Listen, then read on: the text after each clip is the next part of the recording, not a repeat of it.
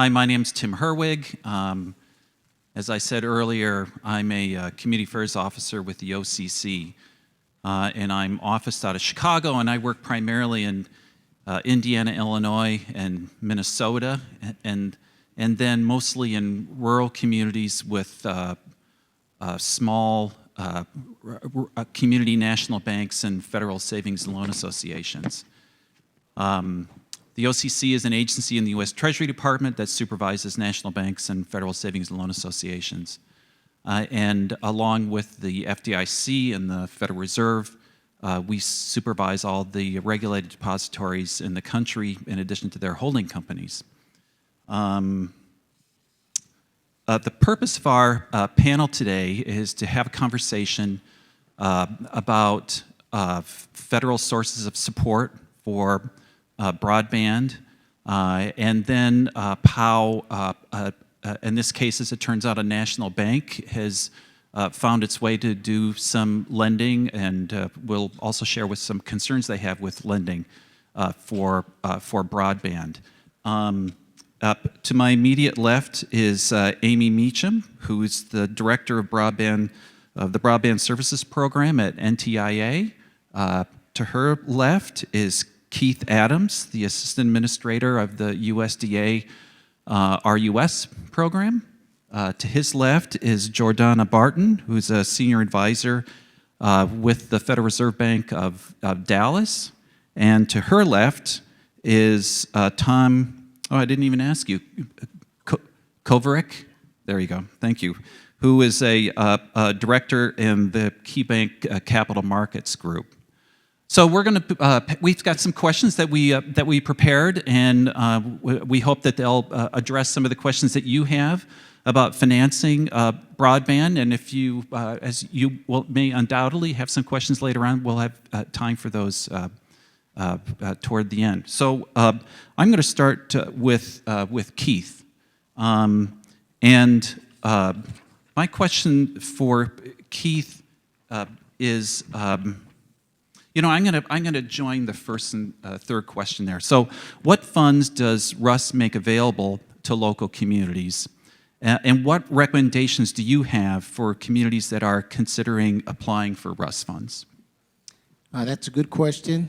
First of all, I just want to bring you greetings on behalf of our acting administrator, Christopher McLean, from the Rural Utility Service, and I want to thank Deb and Tim for inviting me. I was sitting in the tribal workshop. That I really got a lot out of that workshop. There was a lot of talented people, knowledgeable people. And going back to Commissioner Clyburn this morning, I feel like I'm probably not really one of the most qualified people to be on this panel today. But I say this at almost every event that I speak at, that if you're faithful and obedient, you will be promoted in your due time. So just remember that if I can be up here, anybody can. Now, the Rural Utility Service programs, we have 2 basic loan programs and 2 grant programs. Our first loan program is our traditional infrastructure loan program. That's for independent local exchange carriers, mostly communities of 5,000 or less. We have in the 2016 budget, we had $690 million for that program. A couple of our partners in the room have participated in that program with us.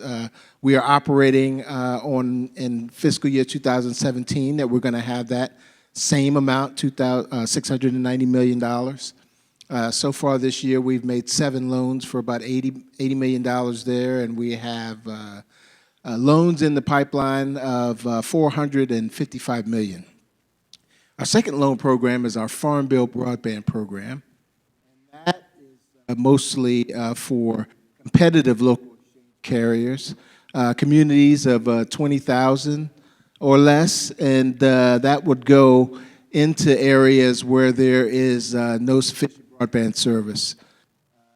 Our notice of solicitation of applications just closed.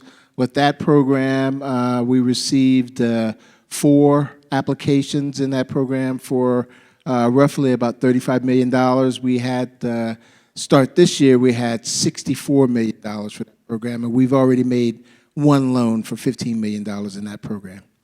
Our two grant programs are our Community Connect grant program, which is $11.7 million, and it's for communities that really have very little broadband speeds.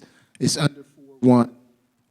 You can draw your own contiguous area. We have some Community Connect awardees here this afternoon. And it really is a program that kind of can lead into some of our larger loan programs. And our other grant program is our distance learning and telemedicine program. And that is equipment only for distance learning and telemedicine. One of the few programs that major universities, big hospitals can apply for, but the equipment has to be deployed in rural areas. And that program is $19.7 million. The second part of your program, what people can do to make sure that they access these funds, is really read the notice of solicitation of application for both of these programs. Make sure that you are working with your local providers if you are not one. Our program is really a community, is a private partnership, because we don't come up with any ideas. Everyone brings ideas to us and we evaluate them. And the third thing I would say is make sure you're talking to our general field representatives. We have 25 out in the field. Brian Smith is here today. Raise your hand, Brian. Brian's our GFR for Arizona and New Mexico, but he has 24 other counterparts. So make sure you're reaching out to them. They can help you with the application process. They can help you more on the loan side than they can on the grant side. But we have a new electronic intake system, and we just want to make sure that everybody knows what the parameters are. So that's it. I find myself wondering how an agency like USDA coordinates its cycle of grants or its periodic requests for loan applications with the development process or the development calendar that a community is following in trying to gather the resources necessary to finance a municipally owned broadband network. It seems to me that they're really two different processes. But do you have any comments on how USDA tries to administer the review and granting of its funds in a way that supports that different process that the municipality might be following in terms of fund development?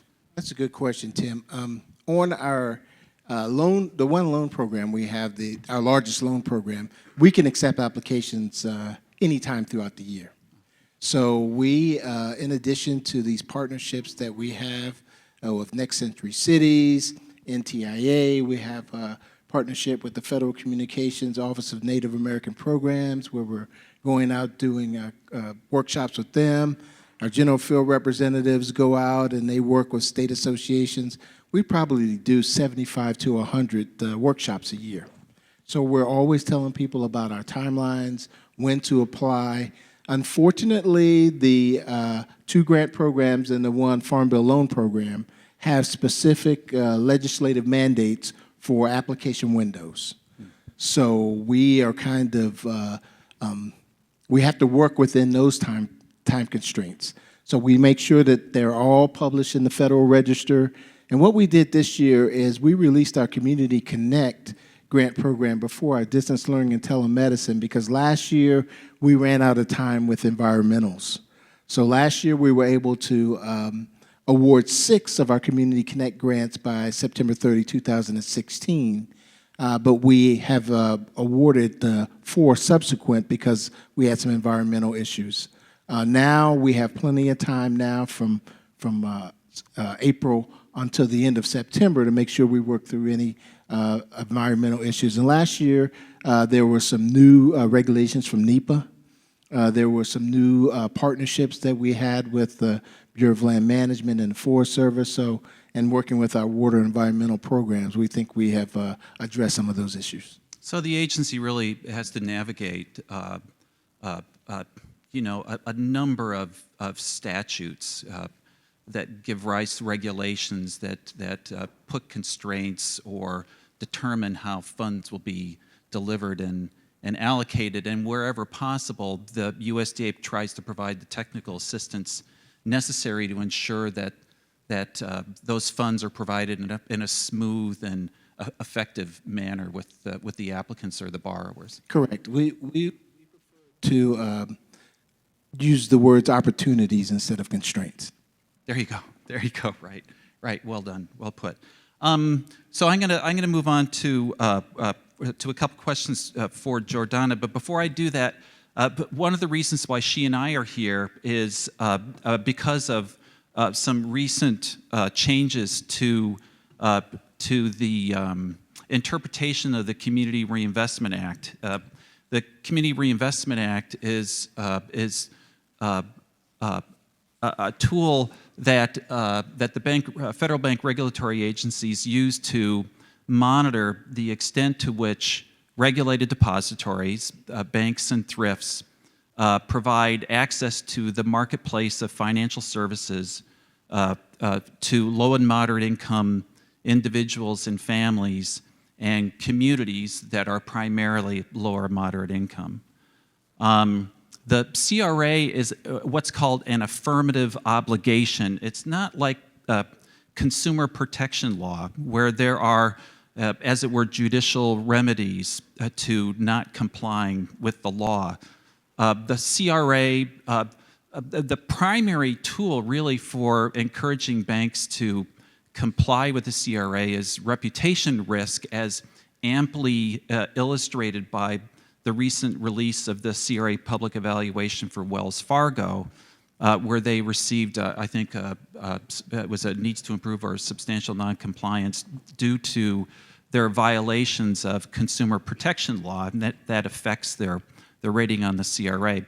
But what's happened recently is that rural investments in rural broadband infrastructure has been listed as an example of a qualified investment under the CRA, which means that under certain circumstances, if the broadband network who received this investment or loan is serving an area that's primarily lower moderate income or is involved in economic development as defined under the regulation, then they would get consideration for this under the CRA, which can be a motivating factor for a bank to enter into it. Or at the very least, it's a motivating factor for the bank to open its door and have a conversation with representatives of a community that are looking to encourage bank participation. So that as context. I just would like to ask Jordana to comment a bit on what role the Federal Reserve is taking in encouraging efforts to bridge the digital divide and to support digital inclusion. Thank you, Tim. So the Federal Reserve, one of the things that we do when we work on the new Q&As for the Community Reinvestment Act, now the Q&As are meant to be an overall guide, but we have found the need to create a how-to guide, right? How do you invest in broadband and digital inclusion programs? And we provided this guide, Closing the Digital Divide, a framework for meeting CRA obligations. It came out right with the new Q&As. And we're doing trainings around this all over the country at the Reserve Banks. I was just yesterday with the Southern District of the OCC and providing trainings on that. And I should add that under CRA, the other motivator for banks is that you will not be approved for acquiring new banks or growing in your market if you have a poor CRA rating. So that's another very important factor. And in fact, every year we have about $100 billion in capital that banks invest in low and moderate income communities. So many banks have a whole strategy around CRA, and many of them find that it's just great business and great business development, and it also helps them to give back to their communities. So the Federal Reserve we kind of learned from this community. Deb Sosha and Next Century Cities and my colleague Tim and I have been talking for over a year now and learning how to address the issue of the digital divide and what are the best practices, and those are contained in here. And in fact, the Federal Reserve Bank of Dallas, we're conducting a demonstration project on the U.S.-Mexico border, on the Texas border, and we are using these best practices. So we've formed a collective impact group. One of the things the Federal Reserve does on issues in our community is I do action research, for example. And I was researching the border region, and one of the issues that kept coming up, I was looking at basic infrastructure like water and sewage, which we have a huge problem attaining for the Texas border colonias, for example. But the families were talking to me about the digital divide, basically, how their kids couldn't do their homework at home and how they couldn't access workforce development opportunities with the local community college because they didn't have internet at home. So that issue got raised to the top, and the community decided that we would push that forward. That's how we decided on the demonstration project with the city of FAR and FAR San Juan Alamo school districts. Very much learning about the power of local governments to close the digital divide. And this is meant to be a replicable model for the whole border region. And when you've seen the maps, you see that the South, how great the digital divide is in the South and along the Texas-Mexico border. And those are real families that I was talking to in this other research I was doing. So they decided to move this forward. So we're building the backhaul, the backhaul right now, we're calling it an intergovernment network. It's for the resilience of the community. And then we're gonna have many options once we build that and demonstrate how a city can do this. For the last mile. We're doing a demonstration with a fixed Wi-Fi network as well.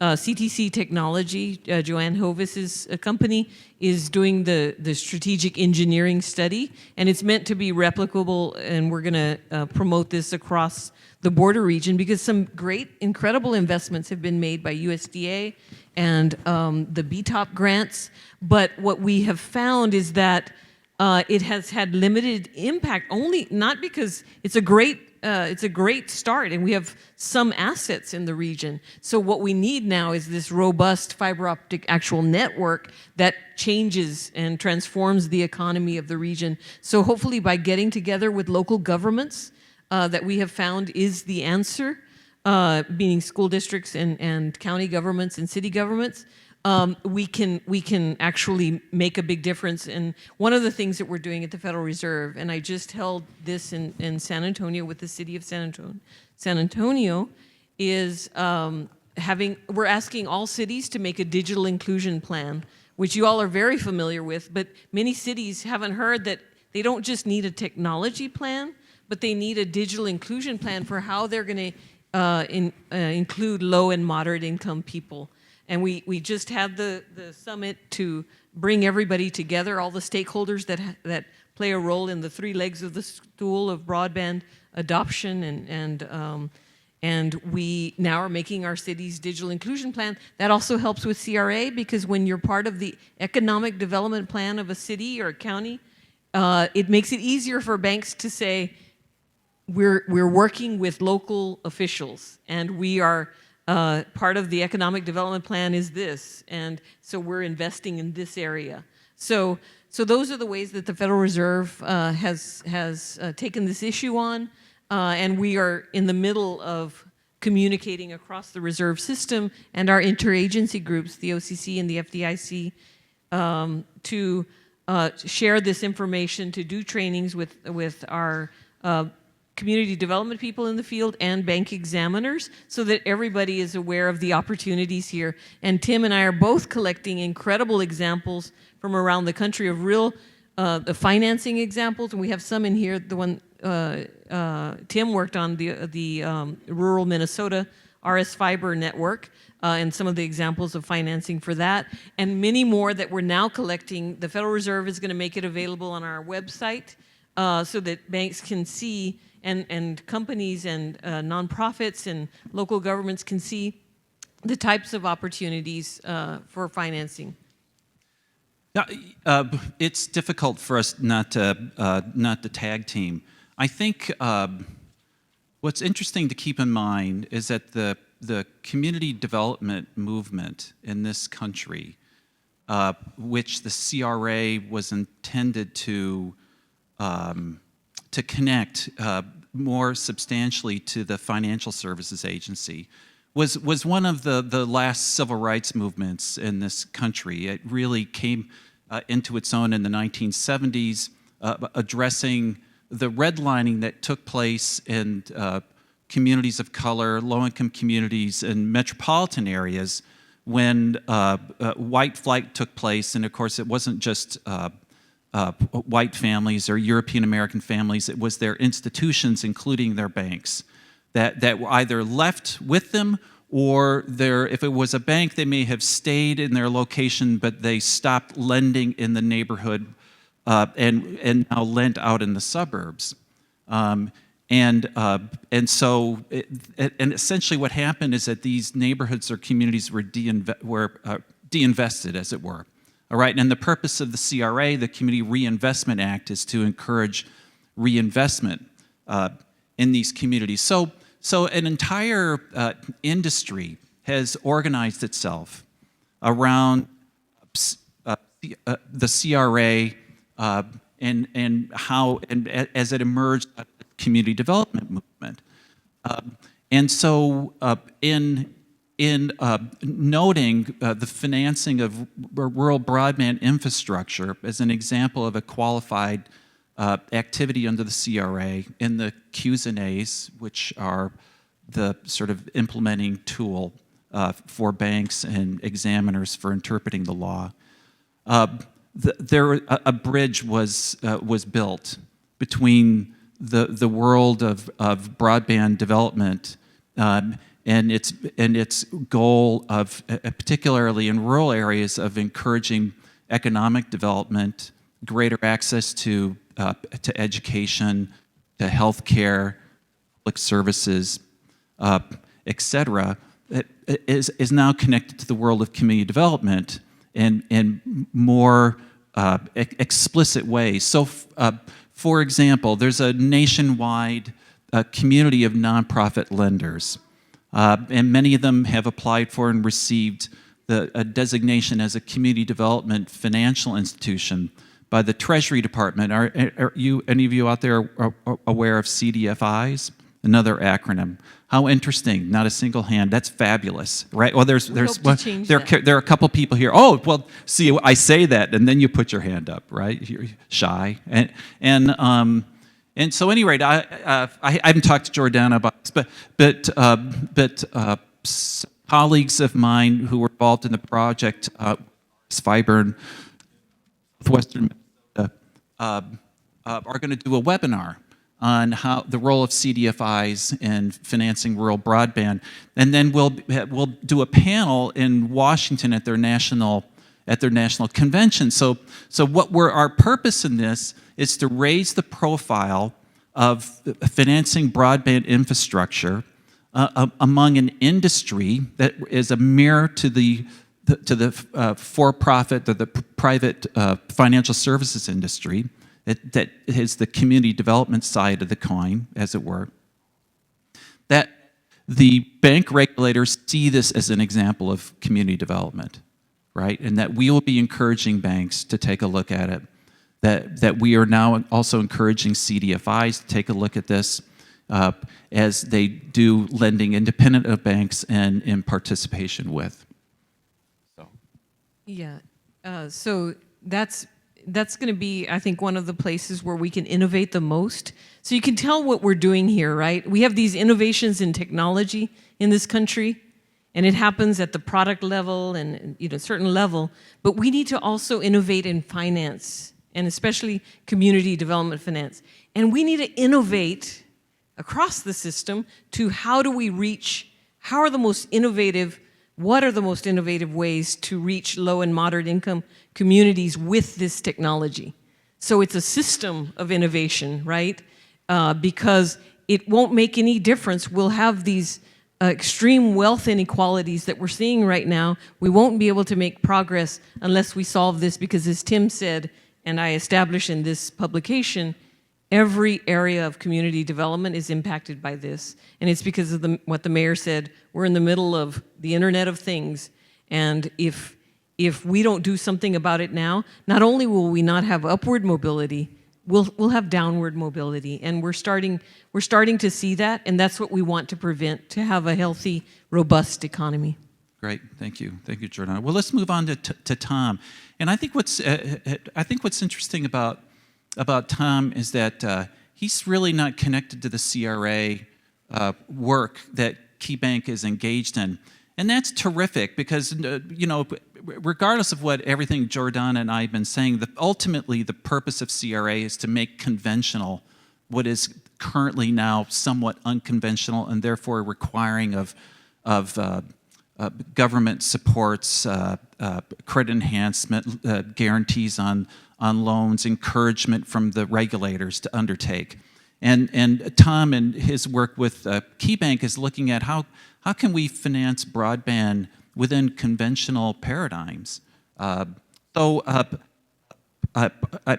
just ask you the questions and you can just sort of go from there, right, Tom? So is there private capital available for cities and communities in particular who want to build broadband networks for public-private participations or partnerships?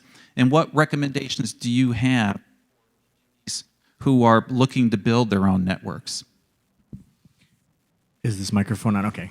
So let me first start by saying that I've served on a fair number of panels before, and no chair has been more interesting than this one, because I'm not sure if you think I'm ready to bolt out the door to the Marriott and get a drink, or if I'm sitting back binge watching. We could do a comedy Netflix, routine, Tom. We could all just so flip back. Pardon my body language. This is a little awkward.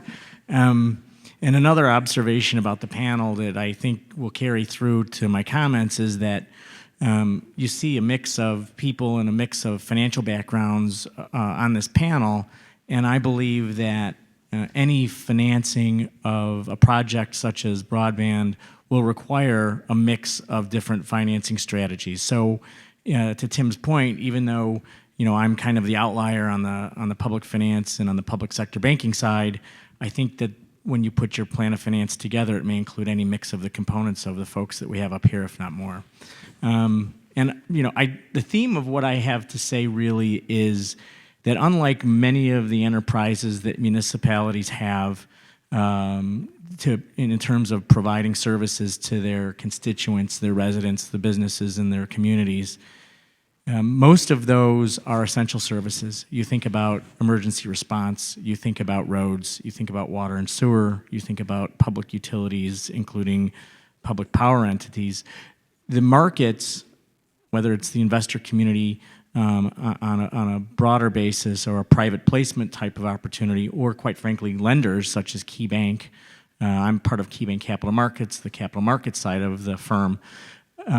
They're looking for some type of essentiality to services that are provided, and so it makes it a lot easier to sell your credit, whether it's to the bank or whether it's to investors through an underwriter like myself, to the investment community.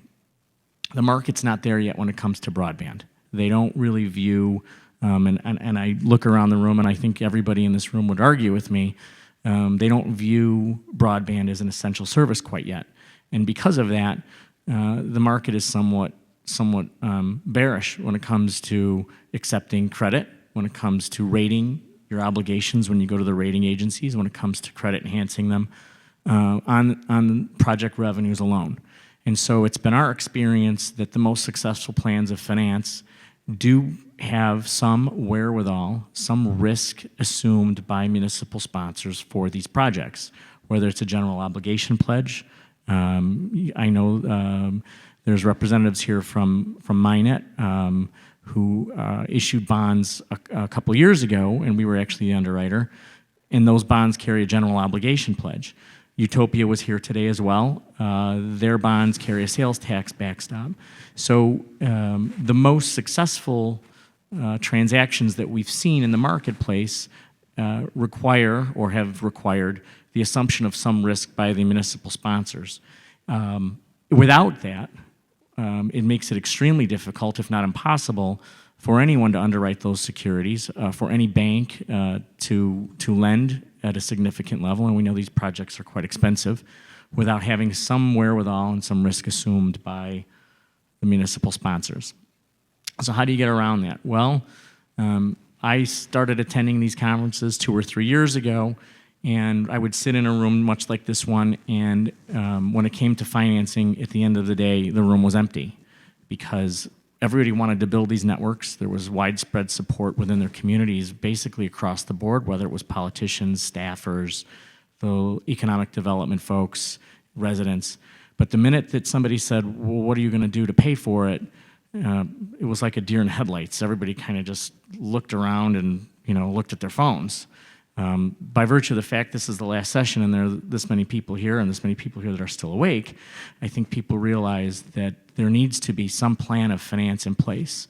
So to Tim's question, based on my experience and the experience of the firm, the recommendations that I would have is, as you put together your plan for your project, the plan of finance should be parallel. You should have your finance people involved just as quickly as you have your technology folks involved. Without educating your board or your stakeholders or the decision makers, those people who are ultimately going to approve the project or give it a thumbs down, there needs to be a plan in place as to how to pay for it. By getting your bond attorneys or your tax attorneys or folks like me involved, whether it's a commercial banker or an investment banker like myself, earlier in the process, you'll be able to work together with your technology folks, with your engineers, and try to put together something that is well within your budget, as well as something that's accommodating to the investor community. And so that would be my key advice in terms of what I would recommend you do. It's very important. It's very important that when the vote goes before your governing body or the vote goes before your constituents, that you're well informed, not only on the technological side, but also on the financial side, because based on my experience, whether it's with broadband or any other types of projects, a no vote is typically an uninformed vote. And that means that on both sides of the technology and the business platform and the financial platform, everybody needs to be pulling in the same direction and be very informed. I know that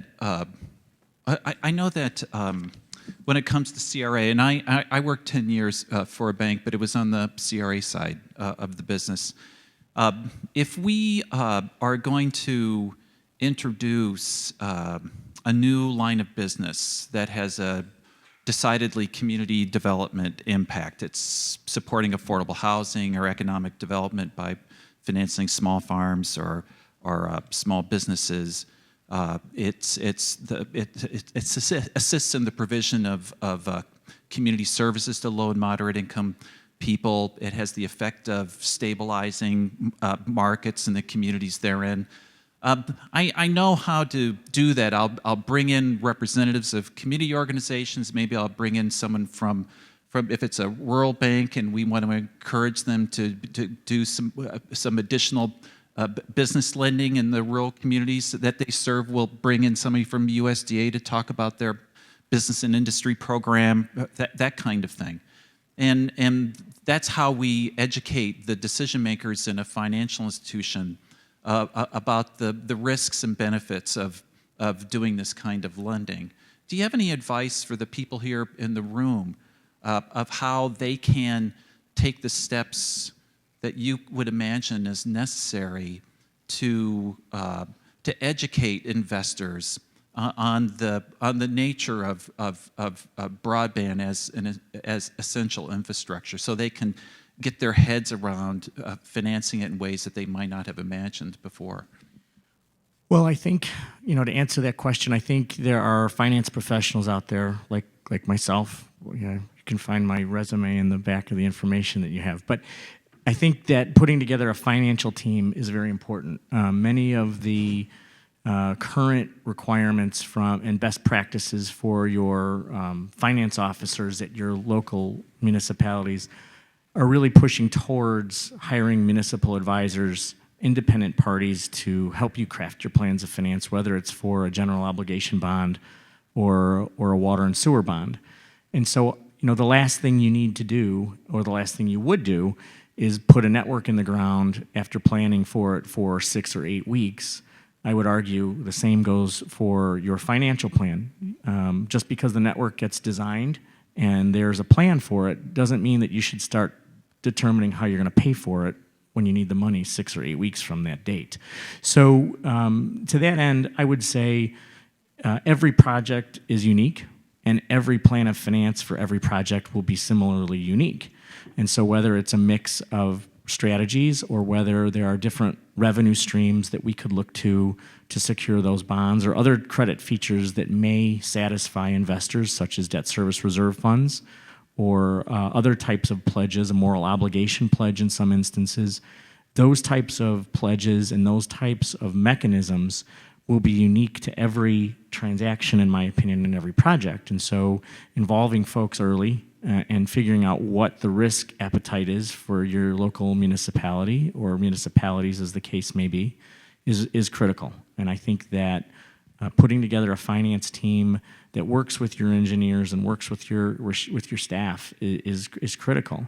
Your credit will drive your structure of your debt, and the structure of your debt will drive the credit that you ultimately wind up having. And so you're squeezing a balloon in some regards, but the type of pressure you put on that balloon really is the risk that the cities are willing to assume in the whole project. Make no mistake, it's been our experience that without that risk, it will be very difficult, if not impossible, to place your debt, your securities, your obligations with anyone that's going to provide you with the types of returns and to make your cash flows on your program work the way you need them to. All right, thank you. Yeah, Jordana. I just wanted to say one thing about CRA and kind of, so when I was working with a major national bank and I was responsible for CRA investments and the CRA work in the way Tim has described, I was also mobilizing commercial banking and small business banking for community development goals. And it made total sense to them. They were helping me. I was at the table with local governments and nonprofits, but they were helping me do some of the big investments that I didn't have in my toolkit, and that all counted for CRA for the bank. So if together I was managing some grants to a certain community, and they needed a community health clinic to serve low-income people, we would do a new markets tax credit financing for the building. And then I would layer in grants and so forth. So just to say that banks, generally that are under CRA, everything that they do within the bank, not just in the CRA unit or department, for low and moderate income communities can qualify for CRA. And there's this real elegance in being able to bring in the whole bank, right? Because of the real goal of CRA was to open these markets to financial institutions so that we could serve the community well. And also a note, I worked with one of the largest microfinance organizations in the country, Acción Texas, that's now called Lift Fund, and most of our funds for our community loan fund came from banks. They could contribute to either in grants or investments, very low interest. So we have that model of the CDFI, Acción Texas, and now called Lift Fund, is a CDFI that Tim was talking to. And banks are so involved in that as well because most of our funds came from financial institutions. So CRA, they get CRA credit for investing in these community loan funds. So there are similar models that we might be able to develop, that I'm hoping to develop for investing in broadband. Great, thank you. And I just want to say one more quick thing on that. As both Tom and Jordana noted, there are banks can be a reservoir of leadership and technical assistance. We live in a capitalist economic system, And so banks are absolute fundamental institutions within this system, and they attract people who think fundamentally. And a lot of times, people who have that capacity or that gift have strong leadership skills. And so if, as Tom suggests, that you need to start thinking about financing your project from the get-go, it's an opportunity to enlist support, volunteer support, as it were, from your local financial institutions. Find out who the investment officer is at your local community bank. That he or she may also be the head of lending, right? And see if they would have any interest in participating in this development process. They may earn CRA consideration for that, depending on certain factors, or they may not. It's not going to really matter to most community bankers. So so keep that in mind. All right, great. Thank you, guys. Moving on. I'd like to ask Aimee a couple questions, but I think it's useful to think about it. So we began with a government agency that provides direct lending to projects, and then we moved on to a couple dour-faced bank regulators who, and then a financial institution that they supervise that can provide private finance. So how do we leverage federal regulation to leverage private finance for the work that we're doing? And now we're going to hear a little bit from another representative of the federal government, but one that has come to excel in technical assistance for broadband networks around the country. So I've got a few questions. So I'll just toss them all at you, Aimee, and then you can decide how you're gonna go from there. So the questions that we had talked about are what is Broadband USA, which is an intergovernmental effort. Well, I won't go any further than that because you're looking down. And how is it supporting cities that want to build their own networks? And then what are the hot topics you've observed in the course of your work around the country? And please highlight some recent and notable examples of federal partnership work. So what is Broadband USA and how is it supporting cities? Okay, so first I'm going to ask if anyone knows what NTIA is, because Broadband USA is part of NTIA. I do not. I hope I see Catherine's hand. A few people. So NTIA is the National Telecommunications and Information Administration, which is quite a mouthful, right? It's part of the U.S. Department of Commerce, and we are the principal advisor to the administration on telecommunications and information policy issues. And so what Broadband USA is, it's a piece of NTIA. And NTIA has a lot of responsibilities. Brookings recently said that we're the little agency that punches above its weight. We help keep the internet free and open from governance around the world. We manage federal spectrum. We also oversee FirstNet. So for those of you who are familiar with the first interoperable public safety network. And we are responsible for policy for the administration. So we have a lot of responsibilities. We work on domestic broadband issues in Broadband USA. And we are lucky enough to do that in a few different ways. So what do? We educate, we convene, and we actually partner. So first, let's talk about education. We do that in a couple different ways. You heard from my colleague earlier, Don Williams. We provide technical assistance around the U.S. to cities and communities and a number of industry players as well as some nonprofits on both broadband infrastructure and broadband adoption or digital inclusion issues. And we do that through one-on-one technical assistance. We do that through group technical assistance, which is the event that we're putting on tomorrow on planning and funding. We also do that through information that we put out. So we've combined a number of toolkits, and we've provided toolkits on smart cities. We have one coming out soon on partnerships. We've done a federal funding guide that includes a number of these programs that keeps folks give us information. We put that out and combined with what Treasury gives us, and so you'll see an update on that fairly soon as well. We we also convene. And so convening can mean a big conference like what Deb put on today, or a smaller event that we're having tomorrow. We also have a number of webinars that we put on each month, and from practical conversations to very specific topics. So tomorrow we're also putting on a webinar. For those of you who aren't attending our event, we're putting on a webinar on rural adoption. If you're interested in that, it's 2:00 Eastern time, I believe, Catherine. So that's that information is on our website.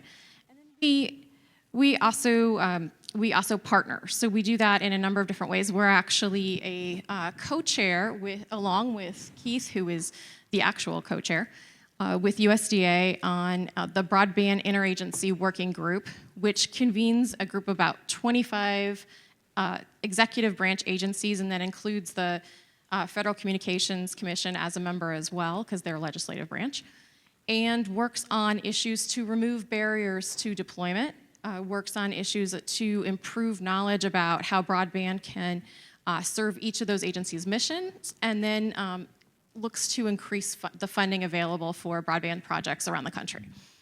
The group has been around for a couple years now and continues to work at the staffing level on all of these issues, and we'd love to hear from you about issues that you'd like us to look into or talk to each other about.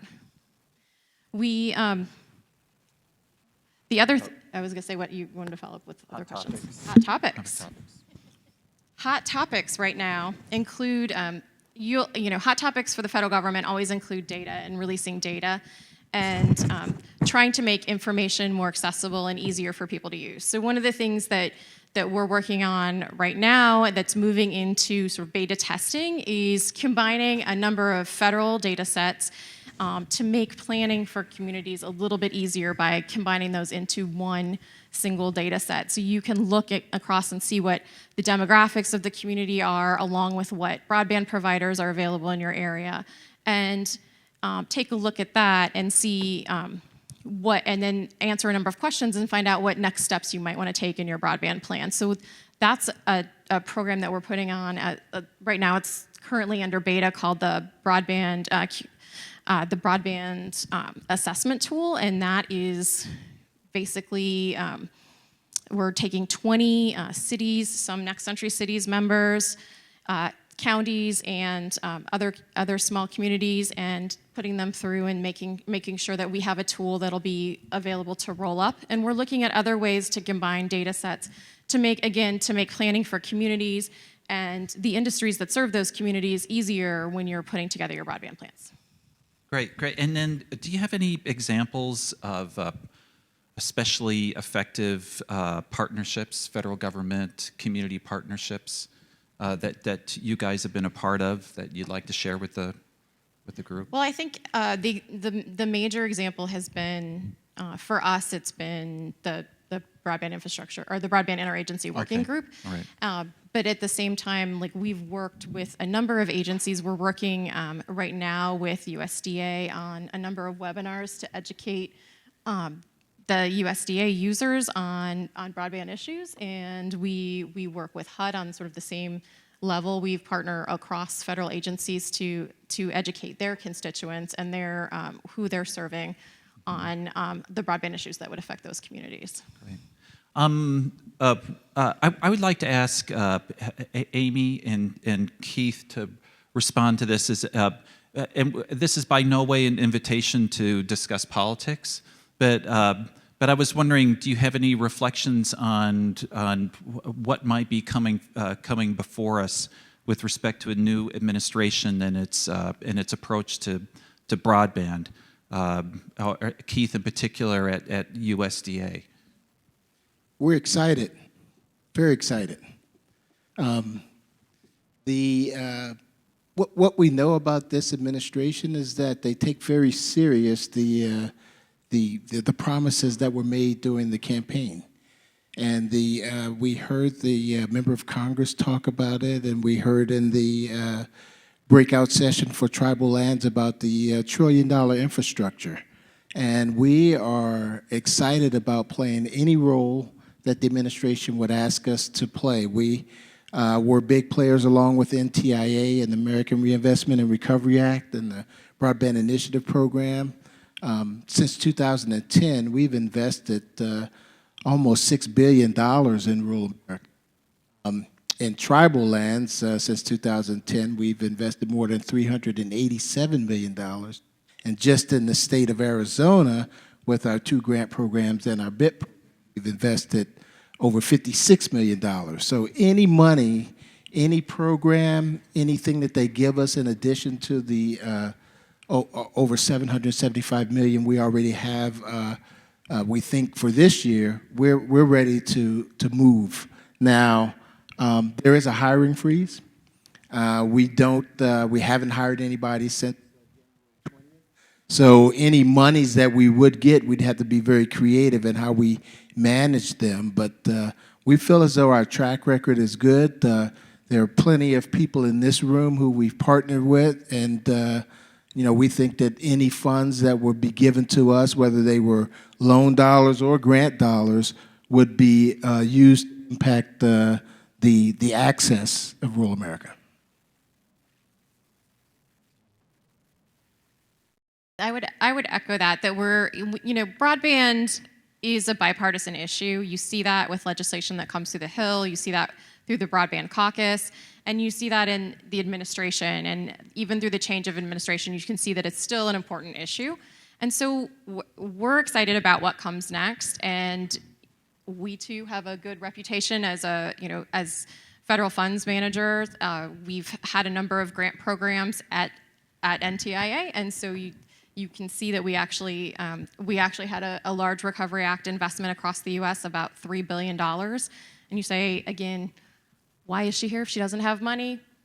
I have excellent colleagues who came in from private industry. So Don is a perfect example, who had years actually setting up networks around the country, advising on planning and financing and a number of issues, came to us, had another 7 years of experience working in a federal agency, actually learning the federal system and working with us from the inside, and now is in an excellent position to provide that advice to communities. But we look forward to whatever comes next.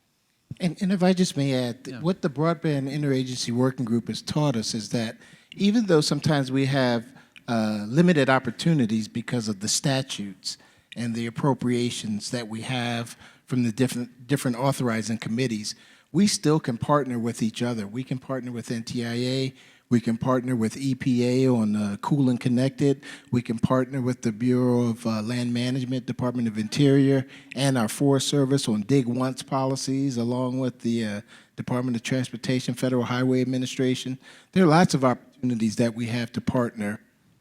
What we've learned through the Interagency Working Group is that everybody plays a piece, even the research agenda. The National Science Foundation and NTIA is working with US Ignite on some things. So we're excited about the possibilities of rural America. And another exciting partnership that we have right now is actually with the National Institutes of Standard and Technology, another mouthful, on smart cities and Wi-Fi superclusters. So if you're interested in hearing more about that, we can hook you up with the person that really on the ground knows a lot about that, and her name is Jean Rice. So I'll just put a little plug in for that. But again, there's a lot of exciting things going on right now. Could you repeat the name of that effort? I saw lots of pens pop up. It's smart cities, but it's the Wi-Fi supercluster within the smart cities group at NIST. Great, thank you. Well, why don't we open it up to questions?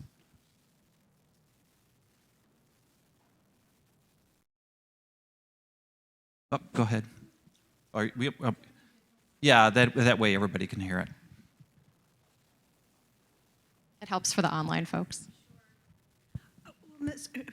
Appreciation to all the speakers. I probably have 1,000 questions for all of you. But Ms. Barton, I'm really interested in what you're doing over in FAR. Obviously, we have a number of communities along our border with Mexico that have broadband challenges. And I wondered if you could speak a little bit to what were the key ingredients that made FAR attractive for you to partner? What's the end goal? And I apologize, I did find your document, so I'll go and do a little bit more research. I apologize for asking some of these rudimentary questions, but I'd be interested to hear what you have to say. What does FAR stand for again, Jordana? FAR is the city where we're doing Oh, the okay, demonstration. excuse me, And it's okay. it's actually a tri-city area, FAR, San Juan, and Alamo on the border. So are you a New Mexico border? Arizona border, okay.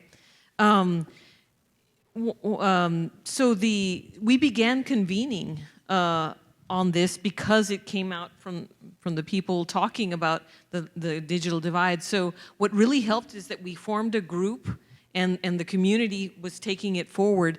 And then because I was invited by Deb and others, Secretary Castro had been my mayor in San Antonio, to this national broadband network, and learned of NTIA and Broadband USA, and knew that I needed to compile that for all these communities that we were working in. But that really helped that we had the convening power. I was working with the Texas Association of Telecommunications Officers and Advisors, Gabriel Garcia. He's with our public-owned utility, CPS Energy in San Antonio. I was working with him to understand the issue. It's part of NATOA. And so I invited him down and then some key people down. And when we met when we called the meeting, the mayors came and the IT people came all to the table. And then the magic at that meeting was incredible. Because at first they were thinking, oh, we're going to give them a grant to do something or something like that. But no, we were talking about together we can transform the economy of the region, and they started seeing real specifically how they could do that. So it was a very grassroots, I would say, that really helped, that it came from the people, the need, and then we having a convener that can bring the right resources and people to the table. So at the same time that I was learning on the ground how to do this, who the players needed to be, right? And the answer being in local governments, the mayors, the IT people, the school districts, the county government, and then the anchor institutions, of course, that are all part of our collective impact group. That really helped, and the answers that we brought can be found in this document. Certainly, the best practices and the resources that we have at our disposal. And at the same time, I was working with our Board of Governors and the interagency group on the CRA, and leveraging that, what I knew made sense, right, to financial institutions. So that, I mean, I don't know if that touches what you're talking about, but very much I learned and that local governments have a lot of power here. And even in a challenging regulatory state like Texas, where we have major forces at play, you can build the backhaul. Local governments can do that, and then there are many options for the last mile with Wi-Fi and fiber to the home and all of that, and we're going to use all of them and unleash a lot of innovation that's already happening in the border too. So it's just kind of bringing the right people to the table that are decision makers and can make these decisions. It took them only a couple of months to put it through, from our first meeting, to put it through the city council, that we were going to do this, and to form the interlocal agreements, and we did an MOU with the parties involved, got the major university institution involved because it's going to be a regional fiber optic network that'll benefit them greatly, and they have a new medical school. For the first time on the border of Texas, we have a flagship university and a medical school, and telemedicine is going to be critical. That's my next paper, telemedicine and health on the Texas-Mexico border, making the case again for this robust fiber optic network that actually reaches into low-income communities, because it can be a game changer for the practice of medicine, certainly for the medical school, the students going out into the field, being connected, telemedicine for the major issues that we face on the border, which you might be facing too, diabetes, mental health issues, lack of access to lower ratio of providers to population than and also specialists, right? Those are all things that telemedicine can do. So just knowing your community. At the Federal Reserve, we're trying to map out communities, because one of the things that bankers have to understand in investing in low and moderate income communities is how to describe what do those communities need? What does it look like? So we're using the mapping resources of NTIA and the FCC and others to try to form accurate maps so that banks can see the line that's drawn with low-income people being left out in those communities. So making the case, convening the right people to the table, which happens to be the people that Next Century City works with in local governments. So that really helps. And so we can talk further about the Federal Reserve person that you have in your region. Great, please. So I'll ask 2 questions and then sit and listen. And one of them is that some of our communities, our members, tell us that it's really hard to apply for RUS funds, and that the management of the grant is often difficult for them, in part because they are small, and so they don't have a lot of resources or staff to manage. So I'll ask you to respond to that. And then I have one for Tom, and that is, the other question I get all the time is, how do we pay for it? And you talked about that, but if our folks wanted to investigate what the options were for them, what would you recommend to them? So, Keith, why don't you? Yeah. That's a good question. We try as much as we can on our loan side to make sure that we are working through the total process. And again, it starts off with our GFR, then it starts with our financial analysts. We have loan officers in effect who are analyzing the loan, and then we have engineers that are looking at feasibility. We have this year started some streamlining process for borrowers who are returning, borrowers who have strong financials. So hopefully we can create another lane for those borrowers and work with the other borrowers who may not have as much experience. What we learned through the Broadband Interagency Working Group is that there are grant opportunities specifically within USDA. Our Rural Business Cooperative Service has business and industry grants and business and industry loans that people can apply for consulting. We have a great relationship with the Association of Communication Engineers, ACE. They do a lot of consulting to some of our members as far as the design, the project design. And we have every 2 years, we have a school where we certify those engineers on some of our requirements, because we're changing different forms basically due to some Office of Management and Budget restrictions. On the grant side, it's a bit more difficult because it's a competitive process, and we can only help up until the time the grants are submitted. So in that instance, we try to work as much as we can through our field offices, through educational workshops, webinars, as Aimee talked about. So we are trying to reduce it and simplify it as much as we can, but sometimes when you're given regulations you need to follow, you have to implement 15% unserved, or you have to implement that you have to go back out and you have to find if there's 2 or 3 more competitors in a specific service area. So we'll continue to work on that, and we'll continue to try to make sure maybe next year when we come here, you may have a different story from some of your members. And to answer Deb's question, I would just say that one of the most challenging financial aspects of a project like municipal broadband is not necessarily years 5 and out. It's years 1 through 5, when there are very few revenues that are flowing in to support the project. That's where the risk is. And from an investor standpoint or from a lender standpoint, what's available other than project revenues to pay for debt service on the bonds or to pay the debt service to a lender?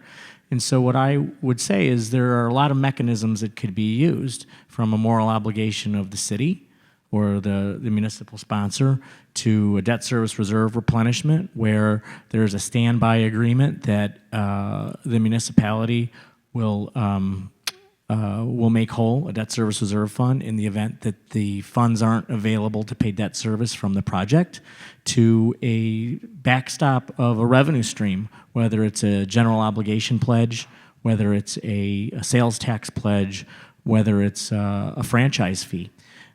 Loveland, Colorado, for example, is putting its utilities system behind the bonds they plan to issue.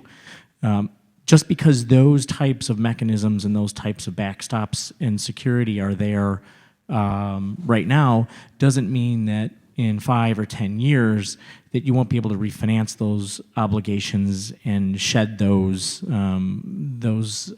types of security instruments, those types of credit enhancement. But that would be really the way that I would look at it. There are other municipalities that are actually considering issuing certificates of participation, where those securities are pledged, are supported by annual appropriation. And although those types of obligations carry a much higher borrowing cost, they are a mechanism that could be used. So I think that when you look at a long-term financial solution, I think it makes a lot of sense to take a look at how do you mitigate risk in those build-up years, and what can you structure in advance that will allow you to perhaps refinance those securities or that debt in years 5, 6, or whenever the project is online and cash flowing the way everybody expects it to, but also at a time where the market has matured, meaning lenders view broadband as an essential service or investors view it as an essential service. So I think that a long-term solution should be flexible. It should incorporate some risk, and it should also make sure that during the build-out that there's ample ways for the city to pay for the debt. And so I'm also going to just put one plug in. These are excellent points for the technical assistance team again. Did I mention that it's free? So please, if you're considering any of these options, or if you're interested in sort of running through what your options are, we have a team that is really solution neutral. They're not leaning any particular direction, and so they can walk you through what your options are and kind of give you the pros and cons of those. So again, it's free. Please, and Don's in the middle here. Raise your hand, Don. If you're interested in talking to Don, Catherine's over in the back, and I'm available to talk afterwards. Our services are free also. Exactly. I cost a lot of money. He does. No, joking. Okay, please, go ahead. Yeah, it's kind of related in the grant money space. One of the things I think we find as we're trying to build these municipal networks or regional networks, one thing you can depend on with technology or approaches to a solution is changes, and it's very dynamic, and there's a lot of resiliency and a lot of flexibility that is sometimes required in how you initially design or what you think the network's going to look like and how it starts to come to fruition. So, and this is kind of a little bit of a selfish question. In dealing, and I'm from Colorado, in dealing with a state regulatory agency that is responsible for grant money awards in the broadband space, the relationships seem to be a lot easier in sometimes tailoring or changing or evolving how those grant applications flow. The federal side's a little different. It's a stagnant approach. You can't have a lot of change or you're back to square one. And sometimes the change is a necessity, but it's going to delay your project. So I'm wondering, inside the administrative side of the grant process, the awarding, looking at following the statutes that exist and to follow policy, what work's being done to actually make that much more flexible for those of us who are looking to, whether it's through EDA or whether it's through NTIA, whoever it happens to be that you're looking for grant funding. And I don't know if this is something that you get or a feedback that you get, that from a federal perspective versus state, the process is a little bulkier, much more regimented, and very time-consuming from beginning to end. So I'm interested if there's work being done to help streamline that process, to make it a little more responsive to those of us who want to leverage those grants but need to do them maybe in a more timely fashion. We just have a couple minutes. Well, I could just answer for our distance learning and telemedicine grant program. We're trying to rewrite that regulation so that it becomes more similar to our Community Connect grant process, which is more flexible, which doesn't have the requirements. In the case of our distance learning and telemedicine grant program, over time, we have 3 appeals process. So we're trying to make that a little less onerous, where we can work with the first submission, and we also are trying to make sure that we standardize the requirements for our special emphasis points and different points. So we are working with that. The only thing I would say from a federal versus state is that we have a nationwide outlook, and we have to make sure that we're treating everybody fairly.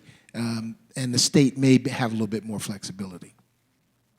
Aimee, I know that the question is really for you, but I want everybody in this room to know as well that CRA is also about grants. So it's about investments, so financing broadband, but also about grants for digital inclusion programs. And in this publication, it's meant for all of you and nonprofits and CDFIs around the country to know how to work with banks, because you can apply to a bank for a grant for digital inclusion. Usually digital inclusion, the Broadband Adoption Toolkit by NTIA and other show some great digital inclusion programs, like on the border. Some of the funding that we're going for, like one of the best practices of NTIA, is that you do a strategic engineering study right before you start, so that you can really create the network that you need, that fulfills the needs of the community. Well, a bank stepped up because of this work in CRA. A bank stepped up and funded the whole study, $100,000, right? And they're going to also, there's a few banks that have gotten together, and they want to fund even some of the other infrastructure, like the Wi-Fi, a fixed Wi-Fi network for the demonstration, and grants for digital inclusion, because you can't make progress unless you have adoption. And this gives you the reason why it fits under CRA, because it relates to workforce development, access to financial services, small business development, everything that CRA is. Yeah. Great. And then just a minute. So I just wanted to make note of the Broadband Interagency Working Group again. We are looking at ways to streamline various federal regulatory processes. Some of the requirements that I think that you mentioned might be statutory, so that's a little bit different. There's not a lot that agencies can do about that, and that means that's the priority of the government to have those requirements in any sort of financial assistance. So what we try to do, and I think Keith does the same thing, is we try to demystify that process, make it as easy as possible. It's not always easy. Sometimes it's onerous, but we try to walk you through it and really make sure that you understand what it is, so that you're not caught off guard, and make ourselves available so that anyone can walk through the process a little bit easier and make some certainty around what that process looks like. Great. Thank you. Well, thank all of you, and thank our panel. And that's our discussion for today.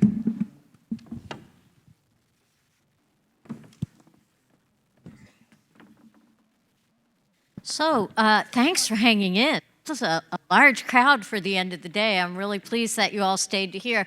Please assist me again in thanking all the folks that spoke today. If you would. Thank you.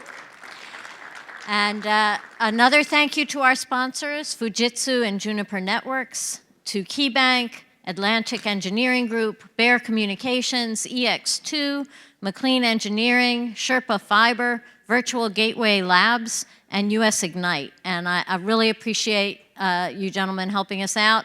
And if we could have thanks to all of them as well, I'd appreciate that.